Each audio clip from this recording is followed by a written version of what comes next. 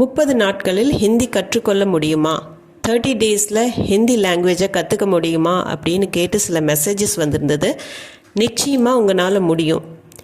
But 30 நாளில் பேசிக் conversation Hindi மட்டும்தான் உங்களால் கற்றுக்க முடியும்.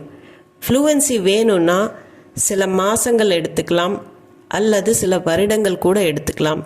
ஏன்னா பேசத்தான் அந்த ஃப்ளூவன்சி உங்களுக்கு வரும். இது ஹிந்தி மட்டும் இல்லை, மற்ற மொழிகளுக்கும் பொருந்தும். வணக்கம், நமஸ்கார், welcome back to my channel. என் பேர் உமா. இந்த வீடியோவில் நான் எந்த விதமான டாப்பிக்கும் உங்களுக்கு சொல்லிக் கொடுக்க போகிறதில்ல, ஒரு டிஸ்கஷன் தான். சில பேர் குழம்பி போயிருக்கிறாங்க, நான் எங்கேருந்து தொடங்கிறது அப்படிங்கிறது. மே கஹாசே ஷுரு கரும், மேனா நான், கஹாசே எங்கேருந்து, ஷுரு கரும் அப்படின்னா தொடங்கிறது. ஸோ நிறைய பேருக்கு எங்கேருந்து ஸ்டார்ட் பண்ணுறது அப்படிங்கிறது தெரியறதில்ல. அவங்களுக்காகத்தான் இந்த வீடியோ. ஸோ ஃபர்ஸ்ட் நீங்கள் தெரிஞ்சுக்க வேண்டியது வாழ்த்து. To greet people. எப்படி நீங்கள் யாராச்சும் பார்த்தீங்கன்னா வணக்கம் சொல்கிறீங்களோ தமிழில், அதே மாதிரி ஹிந்தியில் எப்படி சொல்லலாம் அப்படிங்கிறத தெரிஞ்சுக்கோங்க. செகண்ட், ரொம்ப முக்கியமான பாயிண்ட்டு சுய அறிமுகம். தன்னைவே இன்ட்ரடியூஸ் பண்ணிக்கிற திறமை உங்களுக்கு இருக்கணும்.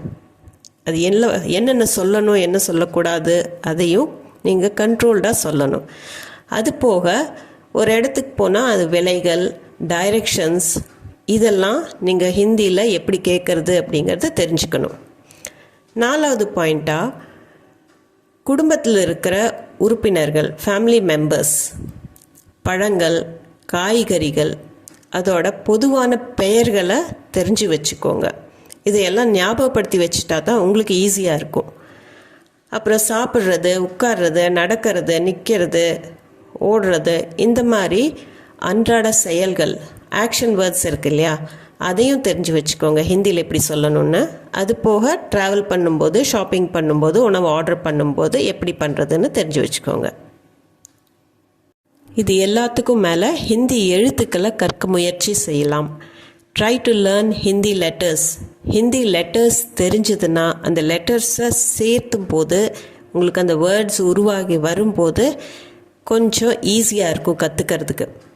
ஸோ ஹிந்தி லெட்டர்ஸ் கற்றுக்கிறதும் ஒரு இம்பார்ட்டண்ட் பாயிண்ட் தான். முடிஞ்சால் அதையும் ட்ரை பண்ணி பாருங்கள், எவ்வளோ ஈஸியாக இருக்குதுன்னு பாருங்கள். இப்போ நம்ம ஃபர்ஸ்ட் க்ரீட்டிங்ஸ் பார்க்கலாம்.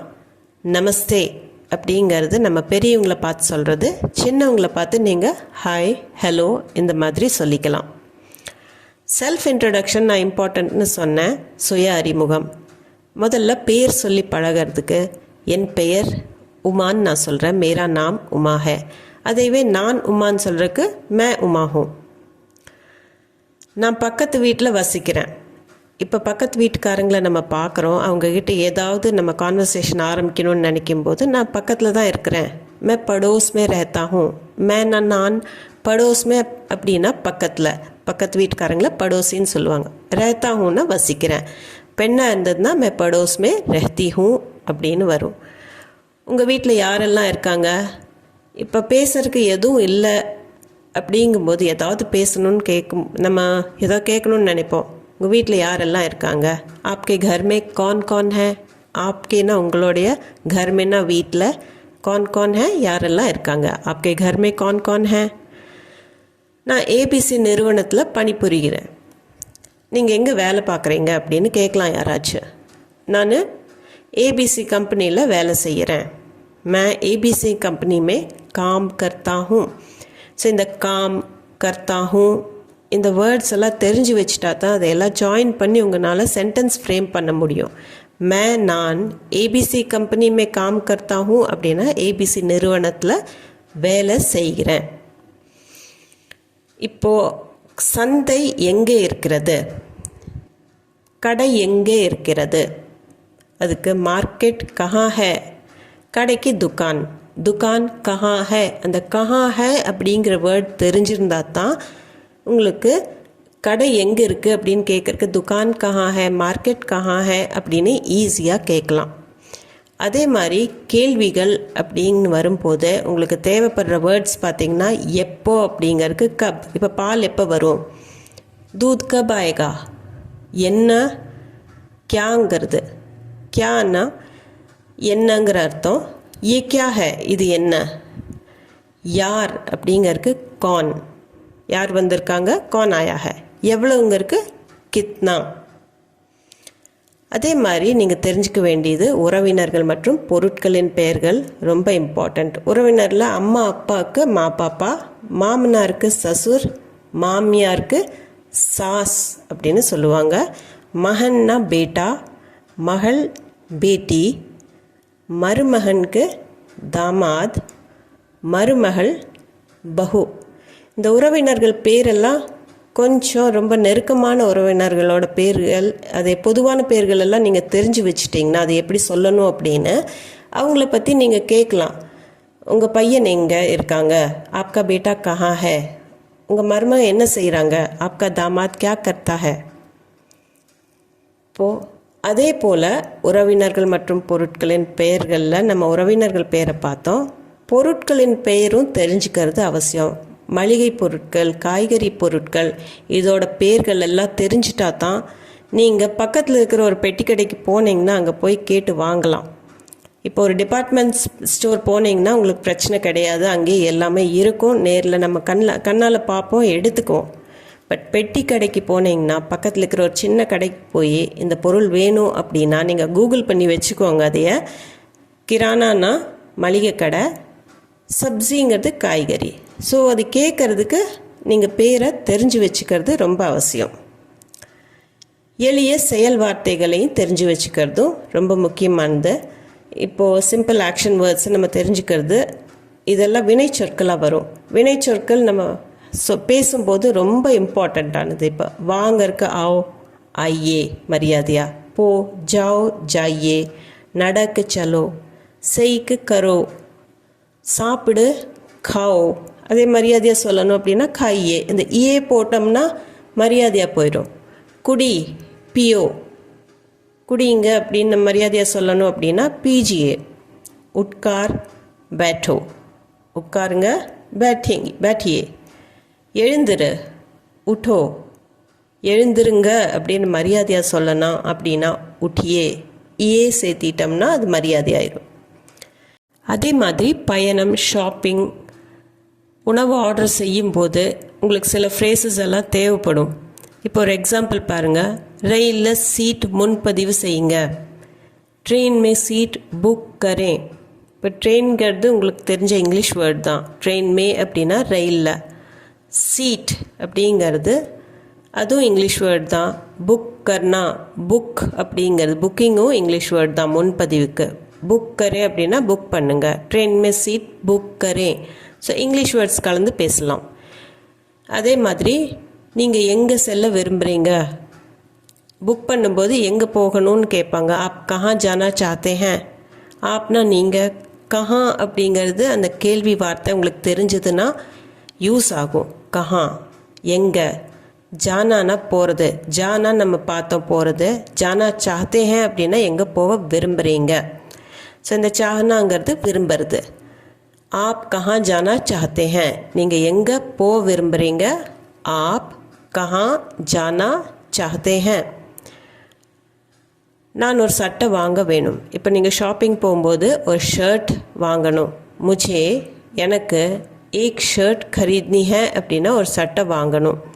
இப்போ நான் முझे விட்டுட்டு நீங்கள் அங்கே போய் தடுமாறுறீங்க அப்படின்னா ஏக் ஷர்ட் ஒரு ஷர்ட், खरीदनी है வாங்கணும், खरीदना வாங்கிறது, ஏக் ஷர்ட் खरीदनी हैன்னு மட்டும் சொன்னால் போதும்.